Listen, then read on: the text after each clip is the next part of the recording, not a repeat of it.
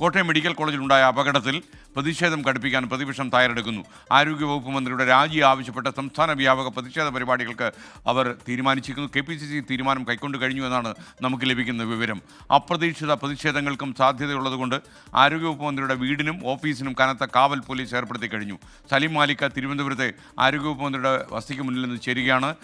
സലീം, ഇന്നലെ രാത്രി കൊട്ടാരക്കര താലൂക്ക് ഗവൺമെൻറ് ഹോസ്പിറ്റലിൽ നിന്ന് രക്തസമ്മർദ്ദം മൂലം അവിടെ പ്രവേശിപ്പിക്കപ്പെട്ട ആരോഗ്യവകുപ്പ് മന്ത്രി രാത്രിയിലാണ് തിരുവനന്തപുരത്തേക്ക് മടങ്ങിയത്. ഈ വഴിയാത്രയിലൊന്നും അവർക്ക് പ്രശ്നങ്ങൾ ഉണ്ടായിരുന്നില്ല. എന്നാൽ ഈ വസതിക്ക് മുമ്പിലേക്ക് ഇന്ന് പ്രതിഷേധങ്ങളുടെ വേലിയേറ്റം ഉണ്ടാകും എന്ന രീതിയിലുള്ള പ്രചാരണം കേരളത്തിൽ കാര്യമായി നടക്കുന്നു. എന്താണ് യഥാർത്ഥ വിവരം? Good morning. Good morning SK.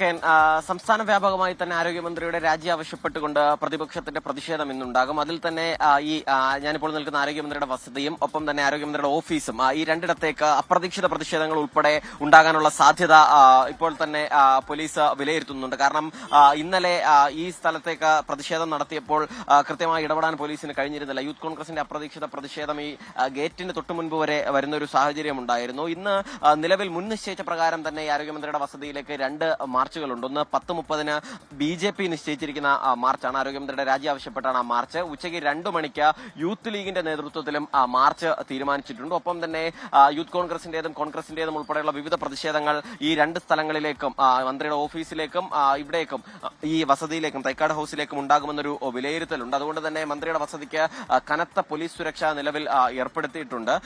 ഈ കഴിഞ്ഞ ദിവസങ്ങളിൽ ഉണ്ടായ സുരക്ഷാ വീഴ്ചയുടെ കൂടി പശ്ചാത്തലത്തിലാണ് ഈ കാവൽ കുറച്ചുകൂടി ശക്തിപ്പെടുത്തുന്നത്. അത് മന്ത്രിയുടെ ഓഫീസിലും ആ നിലയിൽ തന്നെ ഏർപ്പെടുത്തിയിട്ടുണ്ട്. ഒപ്പം തന്നെ സംസ്ഥാന തലത്തിൽ മന്ത്രിയുടെ രാജി ആവശ്യം ശക്തമാക്കാനാണ് കോൺഗ്രസിന്റെ തീരുമാനം. അതിന്റെ ഭാഗമായി ഇന്നലെ തന്നെ KPCC പുതിയ തീരുമാനം കൈക്കൊണ്ടിട്ടുണ്ട്. ഇന്ന് സംസ്ഥാനത്തെ എല്ലാ മണ്ഡലം തലങ്ങളിലും പഞ്ചായത്ത് തലത്തിലും മണ്ഡലം കമ്മിറ്റിയുടെ നേതൃത്വത്തിൽ പ്രതിഷേധ പ്രകടനം നടത്താൻ തീരുമാനിച്ചിട്ടുണ്ട്. ഒപ്പം ഈ മാസം 8-ാം തീയതി എല്ലാ താലൂക്ക് ആശുപത്രികൾക്കും ജില്ലാ ആശുപത്രികൾക്കും മുൻപിലും സമരം സംഘടിപ്പിക്കാനും KPCC തീരുമാനിച്ചിട്ടുണ്ട്. BJPയും ആ നിലയിൽ തന്നെയുള്ള തീരുമാനം കൈക്കൊണ്ടിട്ടുണ്ട്.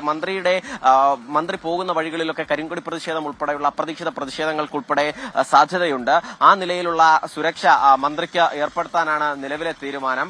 കാരണം മന്ത്രിയുടെ ഭാഗത്തു നിന്നുണ്ടായ വീഴ്ചയാണ്, വാക്കിൽ പറ്റിയ വീഴ്ചയാണ് സ്ത്രീയുടെ മരണത്തിന് കാരണം എന്നുള്ളതാണ് പ്രതിപക്ഷം ആരോപിക്കുന്നത്. ആ പശ്ചാത്തലത്തിൽ കനത്ത കാവലിലാണ്. ഇന്ന് മന്ത്രിക്ക് ഒരു പരിപാടിയാണ്, തൈക്കാട് ഗസ്റ്റ് ഹൌസിൽ ഒരു പരിപാടി നിലവിൽ തന്നെ നിശ്ചയിച്ചിട്ടുണ്ട്. ആ പരിപാടിയിലും പ്രതിഷേധം ഉണ്ടാകാനുള്ള സാധ്യതയുണ്ട്. നമ്മൾ മന്ത്രിയുടെ പ്രതികരണം ഈ വിഷയത്തിൽ ഇന്നലെ ആശുപത്രിയിൽ നിന്ന് തിരികെ എത്തിയതിനു ശേഷം മന്ത്രിയുടെ പ്രതികരണത്തിന് ശ്രമിച്ചിട്ടുണ്ടെങ്കിലും മന്ത്രിയുമായി ബന്ധപ്പെട്ട ആരും ഫോൺ എടുക്കുന്ന സാഹചര്യം നിലവിലില്ല. അതുകൊണ്ട് തന്നെ ഏത് സമയത്ത് പുറത്തിറങ്ങും എന്നതുൾപ്പെടെയുള്ള കാര്യത്തിലും അവ്യക്തതയുണ്ട്.